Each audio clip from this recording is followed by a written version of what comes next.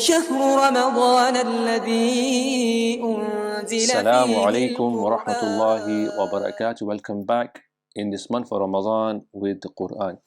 I want to look at Surah Al-Mu'minun, the believers, which appears at the beginning of the 18th juz of the Quran. It's the 23rd surah in the Quran. It's a Meccan surah, so it was revealed early on in the Prophet's mission. But Allah in this few verses of the Quran talks about those who are successful believers. قَدْ أَفْلَحَ الْمُؤْمِنُونَ. Success. What type of believers are successful?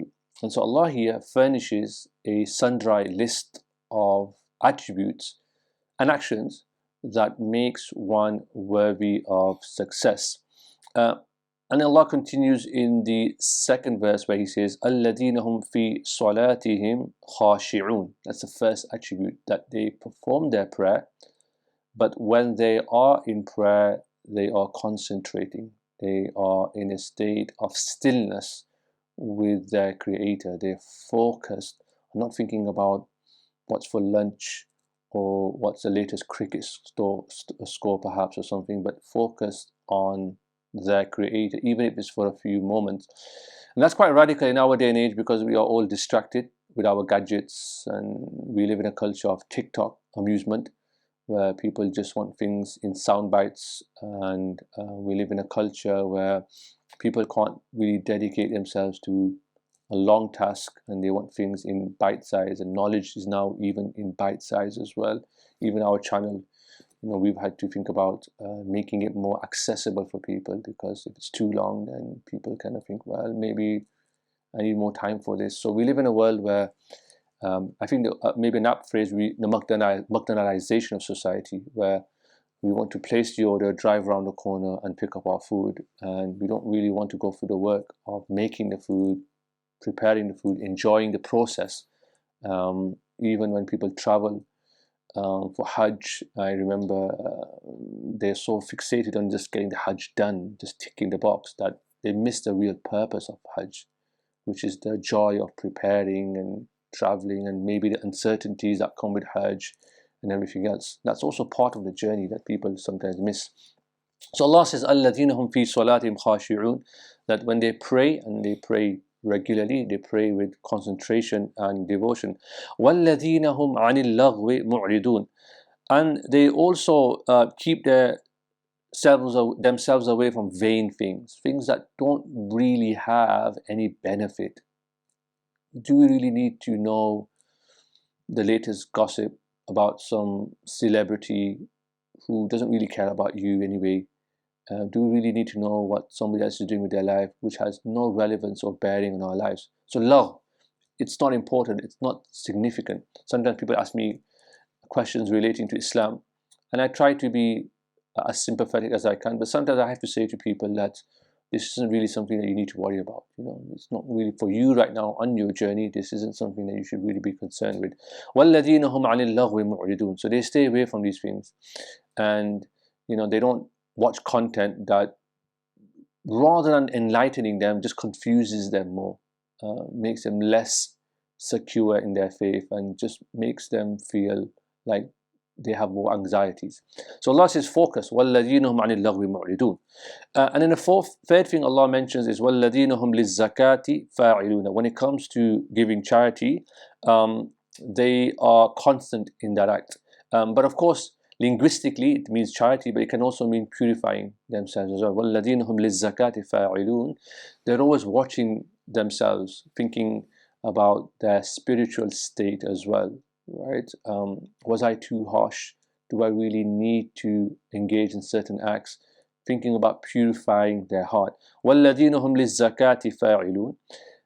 But this is an inner state. But then Allah in the next verse talks about the outer state. وَالَّذِينَ هُمْ لِفُرُوجِهِمْ حَافِظُونَ. That they protect and guard their private parts. And of course, there's an exception which Allah talks about, إِلَّا عَلَىٰ أَزْوَاجِهِمْ أَوْ مَا مَلَكَتْ أَيْمَانُهُمْ فَإِنَّهُمْ غَيْرُ مَلُومِينَ. Except for their wives and things, or things that they own. That's different. But where Allah allows you to use your private parts, those are different things. But one guards their private parts, doesn't expose them, doesn't use them in a way that's unbefitting for a moral, spiritual human being. So وَالَّذِينَ هُمْ لِلزَّكَاةِ فَاعِلُونَ وَالَّذِينَ هُمْ لِفُرُوجِهِمْ حَافِظُونَ. Then Allah says, فَمَنِ ابْتَغَى وَرَاءَ ذَلِكَ فَأُولَٰئِكَ هُمُ الْعَادُونَ. Whoever goes beyond this have transgressed. They've gone beyond the limits set by Allah.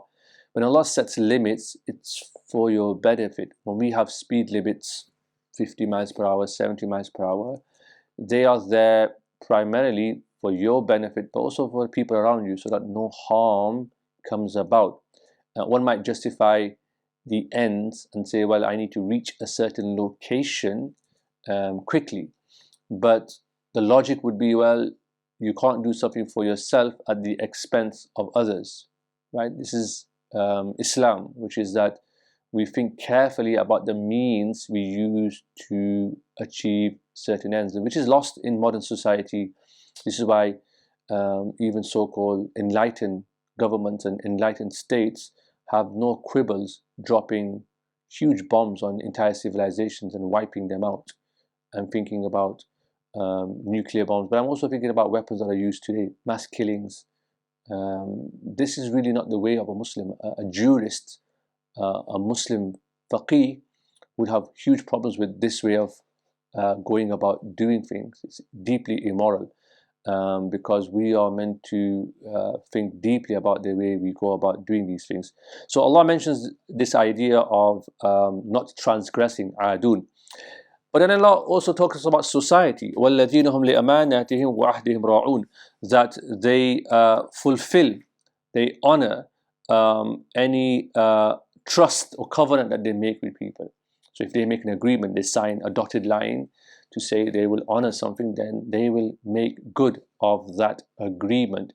If they promise that they will do something, they will complete that task. And this is a really useful, powerful, sincere way of giving da'wah for us today. When we live here, we should make sure that we're fulfilling our obligations, we're fulfilling our covenants, we're not cutting corners, we're not being mischievous in the way we do our day-to-day interaction. So while Allah early talks about, in the verses here, talks about obligations to Him, the prayer and the charity, here he's now talking about obligation to others, which is fascinating because the switch has taken place, that Islam isn't just about you and your connection to God, but it's also about your responsibilities and duties towards other people.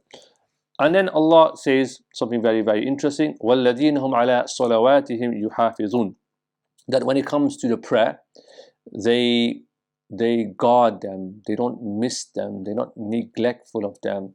And this is to do with the ummahatul ibadat, the mother of the ibadat, which is the prayer, the salah.